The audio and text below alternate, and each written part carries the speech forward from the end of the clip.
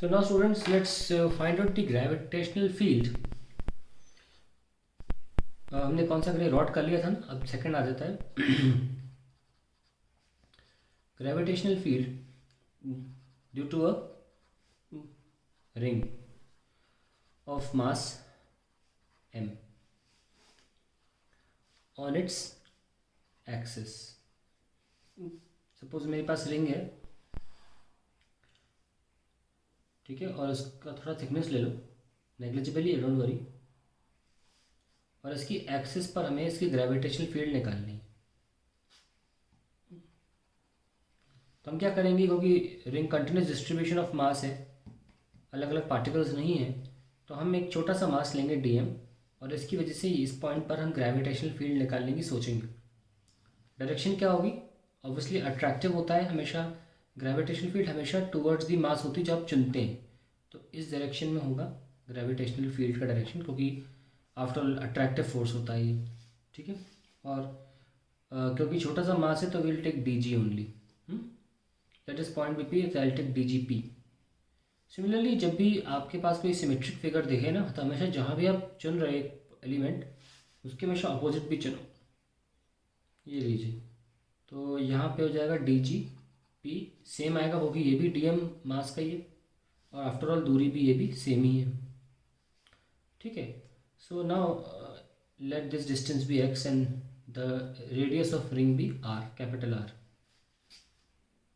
ठीक है. हम देख सकते हैं कि इस थीटा एंगल पर बात करें तो एक कंपोनेंट ये होगा और एक कंपोनेंट ये होगा. Let this call be dgp sine theta component, और ये वाला जो कंपोनेंट होगा ये होगा dgp कॉस थीटा. सिमिलरली ये वाला कंपोनेंट इसकी वजह से भी होगा dgp साइन थीटा, और इसका थीटा वाला कंपोनेंट जो होगा वो इधर ही होगा. So we'll have another dgp cos theta. पर ये सिर्फ दो एलिमेंट्स dm वाले की वजह से, ऐसे बहुत सारे एलिमेंट हैं, बहुत सारे एलिमेंट होंगे ना, करोड़ों अरबों, छोटे एलिमेंट है ना, कितने भी रह सकते. तो हमने एक चीज़ देखी कि साइन थीटा कॉम्पोनेंट कैंसिल हो रहा है. Let's write dgp sine theta component cancels out, and dgp cos theta component adds up. तो फाइनली हम ये देखें कि ओवरऑल जी नेट होगा at p, it will be integration of dgp cos theta, है कि नहीं. बहुत सिंपल डेरिवेशन है, देखना एक लाइन में आ जाएगा ये. Just right dgp. कैसे लिखते हैं, आपको बताया था मैंने, अगर आप g की बात करें तो फॉर्मूला होता है gm बाय डिस्टेंस का square r square.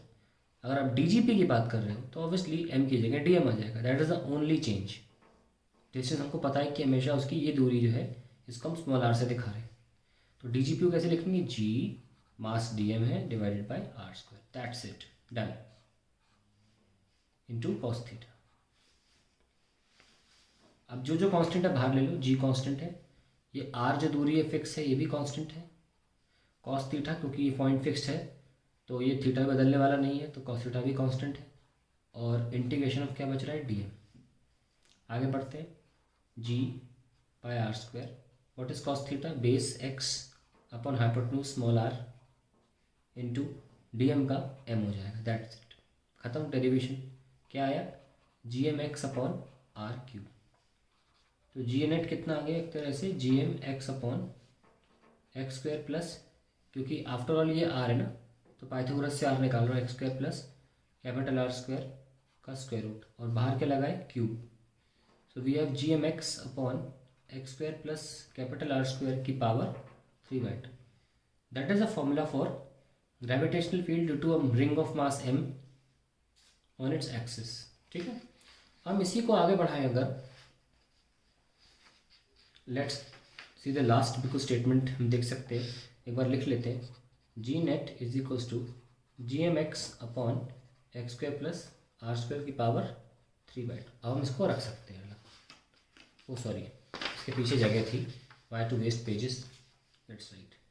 So we have G net is equals to gmx upon x square plus capital R square की पावर 3/2. ये हमारे पास जी नेट की वैल्यू आ गई। अब कुछ केसेस कर लेते हैं। Case number 1, x equal to 0। इसका मतलब जानते क्या होता है?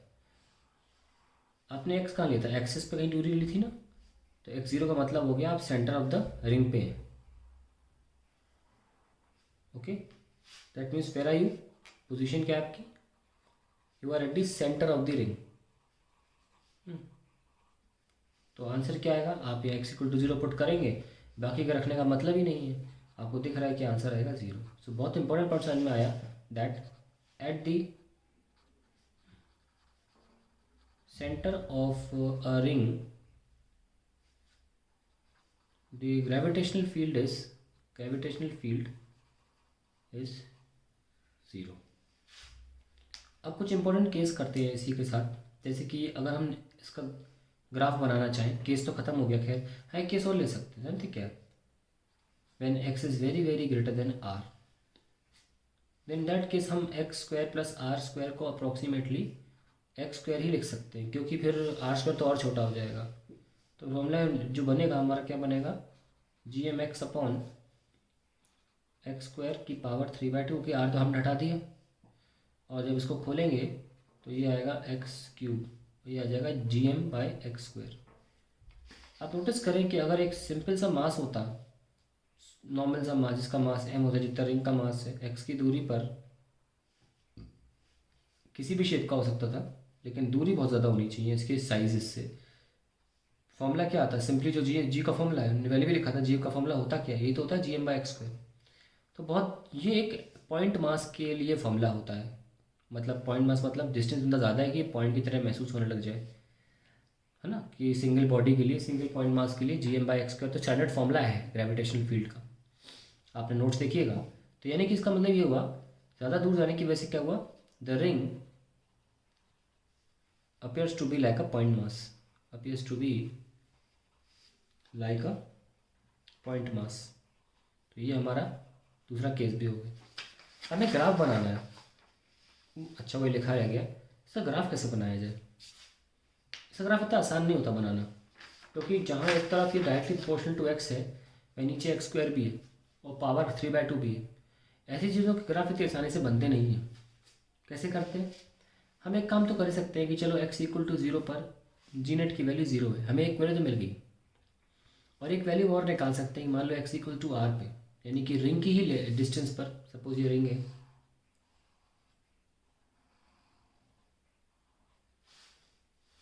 ना, इसी की डिस्टेंस पर क्या आंसर आएगा? G net it will be gm/r upon r² plus r², it is 2r² की power 3/2। So this is gm/r upon 2 की पावर 3/2 r³। सॉल्व करते हैं इसको, gm अपॉन 2 की पावर 3/2 r²। ये हमारा फाइनल आंसर आ रहा है। सब कुछ ठीक है ना? हाँ ठीक है। gm/r² 2 की पावर 3/2। व्हाट इज 2 की पावर 3/2? सॉल्व कर लेते हैं। 1/2 √2 होता है। 1/2 की पावर 3/2 का मतलब होता है 1/2 √2, दैट इज 1/2 इंटू 0.7। एक्चुअली 1/√2 जो होता है वो 0.7 के बराबर होता है, exactly 0.707, but I am taking 0.7। तो 0.7 को डिवाइड करेंगे तो 0.35 आएगा।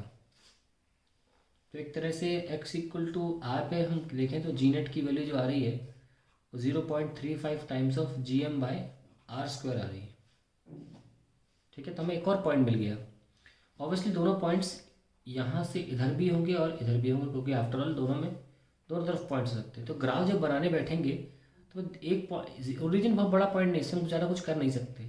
और अगर आपने सिर्फ एक ही पॉइंट निकाला तो आप स्ट्रेट लाइन बना बैठोगे, कभी भी ग्राफ प्रॉपर्ली बन नहीं पाएगा। हमें एक पॉइंट और चाहिए, क्योंकि देखो अगर आप ग्राफ बनाने बैठे तो x इक्वल टू 0 पे तो आंसर 0 आ रहा है, और x इक्वल टू r पे जो जी, अगर ये g का ग्राफ एक्सिस है और ये x का ग्राफ एक्सिस है, तो x इक्वल टू r की वैल्यू पर क्या 0.35 आ जाएगा gm/r²। तो if gm/r something like this, तो 0.35 क्या होगा? यहाँ और यहाँ होगा 0.35। अगर मैं इस जगह मान रहा हूँ gm/r², तो ये होगा 0.5 gm/r², ये होगा 0.35। तो हम तो स्ट्रेट लाइन बना देंगे ना। हो सकता है स्ट्रेट लाइन हो, लेकिन गारंटी नहीं है ना। इसलिए अकेले एक पॉइंट से कुछ नहीं होगा या अकेले 2 पॉइंट से कुछ नहीं होगा, 3 पॉइंट पे हमें थोड़ा बहुत ग्राफ का वेरिएशन दिखने लग जाएगा। कैसे करते हैं? हम एक चीज़ कर सकते हैं, बताए क्या? हम मैक्सिमम वैल्यू निकाल सकते हैं जी की रिंग के लिए। कहाँ पर होगी पता है कैसे? To find maximum value differentiate and equate it to 0, equate the quantity equal to 0। ठीक है, इसे बोलते हैं मैक्सिमम मिनिमा कॉन्सेप्ट। हम पहले पढ़ा चुके हैं आपको, हल्का सा आइडिया देते हैं। सपोज मेरे पास कोई ग्राफ है वाई एक्स इस तरीके का, इसका हाईएस्ट पॉइंट दिख रहा है आपको यहाँ पे, इसके हाईएस्ट पॉइंट पर टेंजेंट बनाओ। अब बताओ टेंजेंट का स्लोप क्या है? 0 है ना, बॉल रखोगे फिसलेगी नहीं। तो एक तरह से क्या किया, हम जानते हैं स्लोप क्या होता है, D Y by D X. कितनी बार रटवाया था मैंने, D Y by D X होता है स्लोप ऑफ टेंजेंट। तो जहाँ भी स्लोप ऑफ टेंजेंट 0 होगा वो एक्चुअली उस पॉइंट की मैक्सिमम वैल्यू होगी वहाँ पर उस पॉइंट की। That is why this concept is used. You differentiate a quantity put it to 0। So I am differentiating with respect to it what g p and I put it to 0। So हम differentiate करने जा रहे हैं d y d x of किसको, g m x upon x square plus are square की power 3/2 equal to 0 put कर दिया। आइए डिफरेंशिएट करते हैं, क्वोशिएंट टूल लगाते हैं। X square plus are square की power 3/2 d by D x of g m x minus g m x d by D x of x square plus are square की power 3/2 whole divided by x square plus are square की power 3/2 equal to 0। ये तो चला गया यहाँ, है ना। और क्या क्या जा सकता है देखो पहले हम सॉल्व कर लेते हैं। X square plus are square की पावर 3/2, जी एम तो कॉमन है तो जी एम ले लो, और D X by D X 1 हो गया माइनस, ये तो गया, ठीक है। फिर आया जी एम एक्स, इसमें करो पावर 3/2 आगे X square plus are square 3/2 minus 1, simple differentiation. अब अंदर चलो, अंदर X square plus are square का एक्स स्क्वायर का 2x, आर स्क्वायर का 0 हो जाए क्योंकि आर तो कांस्टेंट है, इक्वल टू 0। अब हम थोड़ा सा पहुंच गए आगे, एक स्टेप और कर लेते हैं। यहीं पे जी एम कैंसिल, ठीक है। क्या बच रहा है, x square plus are square power 3/2 minus ये देखो एक्स और एक्स 2x स्क्वायर, 2 से 2 कैंसिल, एक्स स्क्वायर बच रहा है, और 3 टाइम्स क्या है ये x square plus are square 3/2 minus 1 is 1/2 equal to 0, ठीक है। आइए आगे बढ़ते हैं। X square plus are square power 3/2, ठीक है, minus 3x square x square plus are square power 1/2 equal to 0। अब हम पेज को हटा सकते हैं। 3/2 का मतलब क्या होता है, x square plus are square 1/2 और x square plus are square simple ऐसे, minus 3x square x square plus are square power 1/2, ये भी गया इक्वल टू 0, है ना। 0 की तरफ से चला गया, क्या बच रहा है x square plus are square minus 3x square equal to 0 and r square minus 2x square equal to 0, x square equals to r square by 2 and x equals to r by √2 plus minus. तो ये हमें point मिल गया, that is 0.7 r। Now we have now 3 points. x equal to 0 पे जी net की value 0 आ चुकी है, x equal to r पे जी नेट की वैल्यू आ चुकी है 0.35, ये सब ना G M by capital R square. और अब हमारा अगला पॉइंट जो आ रहा है वो x जिस पे मैक्सिमम वैल्यू प्राप्त होगी हमें g की, वो r बाई √2 है, प्लस माइनस तो कुछ भी रख लो। तो अब हमें वापस चलना पड़ेगा उस पर जी नेट के फॉर्मूले पर, जिसमें फॉर्मूला था G M by x upon x square plus are square की पावर 3/2। हमें इसमें ये r बाई √2 रखना पड़ेगा x की value to get the maximum value of G net, r by √2 whole divide by x square, मतलब r x की जगह r बाई √2 रखना हो तो एक्स स्क्वायर क्या हुआ, r square by 2 plus are square की पावर 3/2, ठीक है। So now we have G net is equals to G M by √2 है, G M r by √2 whole divide by 3r square by 2 power 3/2।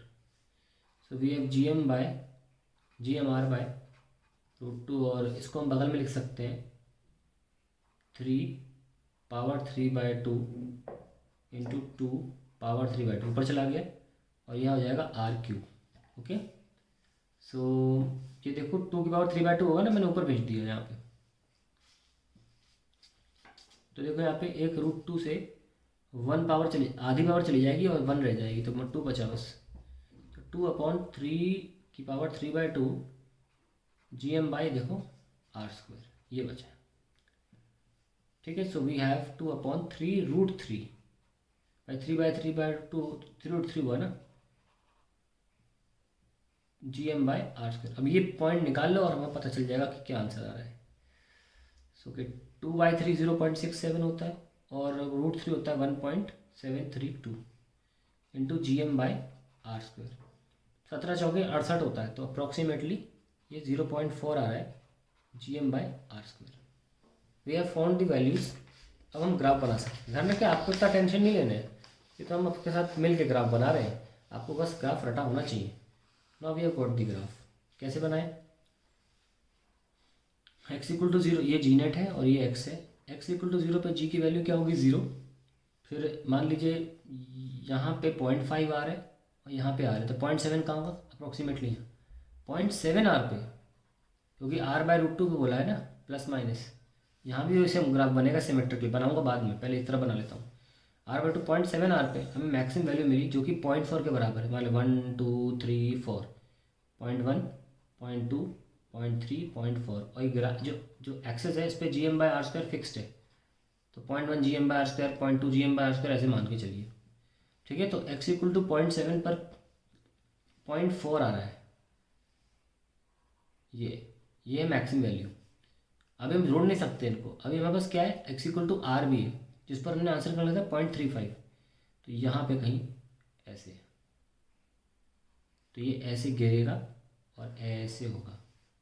आप देख सकते हैं हल्का सा कर्व ही होगा ऑब्वियसली, बिल्कुल सेम आप यहाँ बना सकते हो ऐसे। तो ये कौन सी पॉइंट होगी? माइनस का 0.7 r। Okay, this is the graph you are making for ring GM/x²